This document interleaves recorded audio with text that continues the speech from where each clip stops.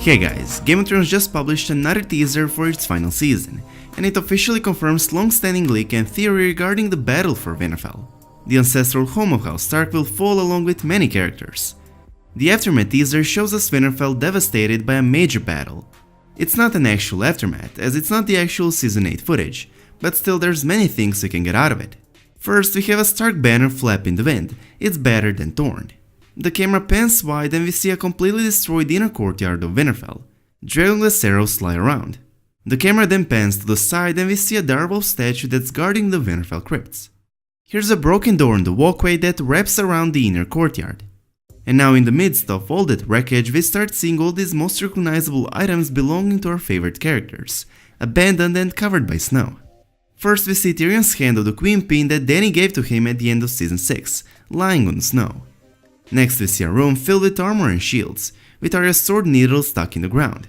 Then we get a shot of the walkway along the battlements, and then the feather from the crypts of Winterfell shows up, the one Robert put in Lyanna Stark's statue way back in Season 1, and the same one Sansa picked in Season 5, so I think this represents Sansa's item. Everyone has one. Next we see a broken wheel that belongs to Bran's broken wheelchair. Then there's Jaime Lannister's golden hand right next to Dany's three-headed dragon chain that hangs on a broken wheel, which is kind of poetic if you remember Dany's speech about the wheel in Season 5 and how she wants to break it. Finally we have Jon Snow's Valyrian steel sword Longclaw. What's interesting here is that Longclaw has blood all over it, and yet the Army of the Dead does not bleed. At the very end, if you look closely on this shot, you can also see the Night King under arch walking through the Winterfell gates. So what does all of this mean? Well, first off, this teaser, much like the Crypts of Winterfell teaser from earlier this year, does not contain any actual footage from Season 8. It's more of a hint to what's to come. And no, it's not that all these characters whose items we see in the snow will die. They will not, or at least not during the battle for Winterfell. The living will lose Winterfell to the Night King, but almost all the main characters, in fact every main character whose death you think this teaser teased, is definitely not going to die. Jon, Dany, Tyrion, Jaime, Sansa, Arya, Bran, none of them are going to die in the battle for Winterfell. The only thing it confirms is that they will lose Winterfell to the Night King, which confirms the long-standing leaked photos of Winterfell's set being on fire, and all the lifeless bodies we saw at dawn covered by snow. Some thought Winterfell's set was being destroyed on purpose to throw us off, but this is now the official confirmation that winter will not certainly fall at Winterfell. If you have been following Game of Thrones Season 8 news and leaked photos, you know that we already expected this battle, and it's the aftermath or the outcome. We already knew that the big battle for Winterfell is set to take place in Season 8, and it's been confirmed to take place in the third episode of the final season, by an actor who plays the Night King, Vladimir Furdik. After 7 seasons, the Night King has finally breached the wall and is marching his army south. Even though Winterfell will not be the first castle to get destroyed on its path, he will arrive over there by the third episode, which is when this epic battle for Winterfell begins. Furdik let the news slip during a fan convention in Hungary. He said and spoiled in the third episode of the last season, there's a battle that creators intended to be a historic moment in television. Almost the full episode will be about a battle, it'll take about 1 hour. Furdik states they filmed this battle for 3 months in the wind and rain outdoors, and then for another month in a huge studio, which makes this far and away the most labor-intensive battle sequence in the show's history, and therefore in the history of TV. I can tell you that there will be no shortage of surprises in Season 8, Furdik continues. There will also be a lot of dragons, the Night King will return, and in the season the biggest battle for the throne will be completed. Entertainment Weekly's cover story from a few months back gave us an inside look into the final Game of Thrones season through the eyes of James Hibberd. It's shaping up to be what probably almost certainly is the longest consecutive battle sequence in cinema history, Hibberd said and continued with, they've looked to try and find other ones out there, like the one in the Two Towers in The Lord of the Rings, which is about 40 minutes, and in the movie 13 Assassins, which was also around 40 minutes. This is going to be longer than 40 minutes, it's pretty nuts. HBO has also gone all in on sets for Season 8, building out the Winterfell set to make it as close to real castle as possible. According to Hibberd, the crew was up to the challenge, they massively expanding the Winterfell set. You can wander around, point the camera at any direction and it shows more Winterfell. One of the directors pointed out that even in a big budget Marvel or Star Wars movie, they usually build what the actors are going to stand directly in front of, and fill the rest with green screen. But for this set and a few others as well, they built it as 360 degrees set, so you don't have to fill it with special effects, you don't have to favor one particular angle, you can have cameras follow people around, you can do unusual angles, and come up with different things on the day of shooting. So it allows a lot more creativity, and it helps the actors. No acting required. They're running around these sets, fighting, fake blood on the snow flying everywhere, torches burning, fires and smoke. It feels like you're right there. To film the Battle of Winterfell, HBO built an enormous green screen in order to bring their vision of an epic battle to life. So who was gathered there for this weeks-long shoot? First we got the Unsullied, and the Unsullied are not the only people from Essos who are part of the Battle of Winterfell, they're also the Trekkie riders. This is of course not coming as a surprise at all, since Dany at the end of Season 7 is coming to defend Winterfell, and she will arrive there in the Season 8 premiere. Jorah Mormont will command Dany's forces during the battle. Finally, there's also a shot that we think is a Northern army, and also there's a trebuchet on set. We can also see it in the official trailer. Multiple people will wield flaming swords in the battle against the dead. Out of all the characters we know, Beric Dondarrion is the only most closely associated with the flaming sword. In the next video we see 3 people with flaming swords, and they're all on horseback.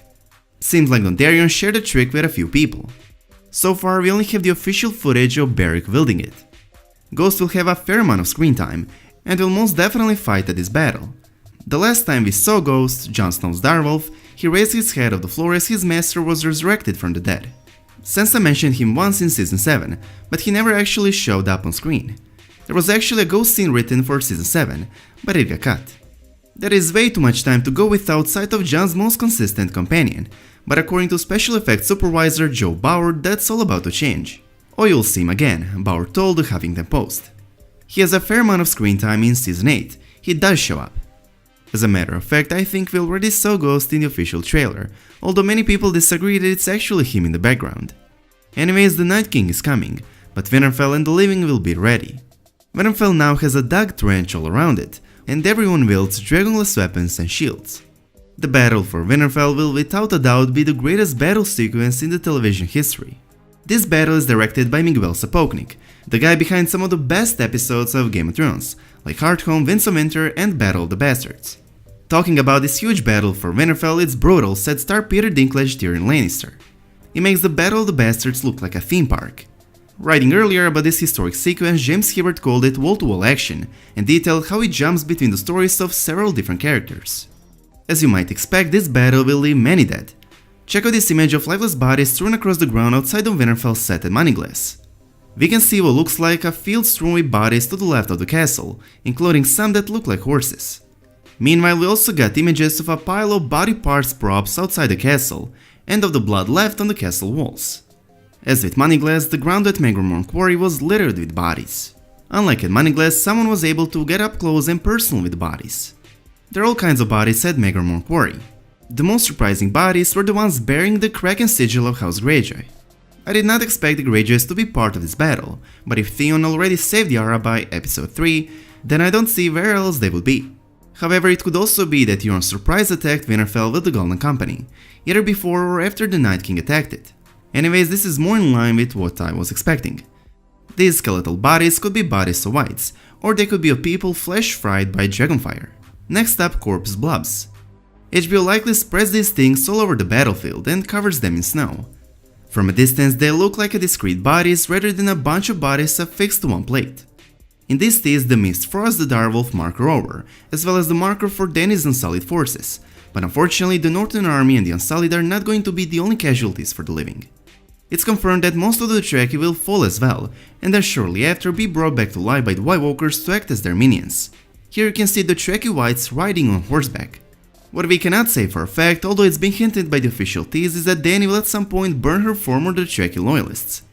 Here we can see the Dothraki marker being burned. Does that foreshadow Dany burning the Dothraki that fell during the battle for Winterfell? Maybe. After this epic battle of Winterfell, the Night King will conquer the north, and the living, or at least what's left of them, will have to retreat south, and once again parley with Cersei and Euron.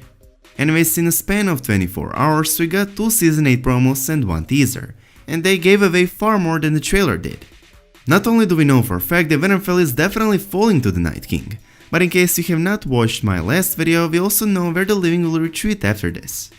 One of the new teasers provided this shot of Dany standing in front of a fireplace, with her back turned to Jon, and details on that fireplace confirm that they are a Dragonstone.